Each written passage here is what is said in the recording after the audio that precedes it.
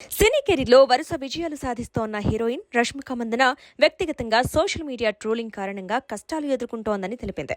ఓ బాలీవుడ్ మీడియాకు ఇచ్చిన ఇంటర్వ్యూలో రష్మిక మందన మాట్లాడుతూ తాను కూడా భావోద్వేగాలు కలిగిన అమ్మాయినేనని, కానీ వాటిని బయట పెట్టడానికి ఇష్టపడనని చెప్పింది. తన ఎదుగుదలను అడ్డుకునేందుకు కొందరు డబ్బులిచ్చి మరీ తనపై ట్రోలింగ్ చేస్తున్నారని ఆరోపించింది.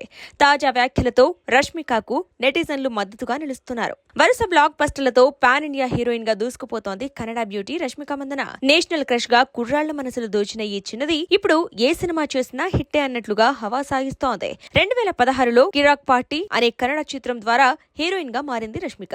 2018లో చలో మూవీతో టాలీవుడ్ లో అరంగేట్రం చేసింది. అదే ఏడాది గీత గోవిందంతో ఆమె మంచి బ్రేక్ వచ్చింది.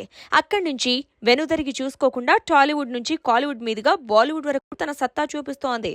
యానిమల్, పుష్ప 2, చావా చిత్రాలు బ్లాక్ బస్టర్ సాధించడంతో ఆమె రేంజ్ తారాస్థాయికి చేరింది.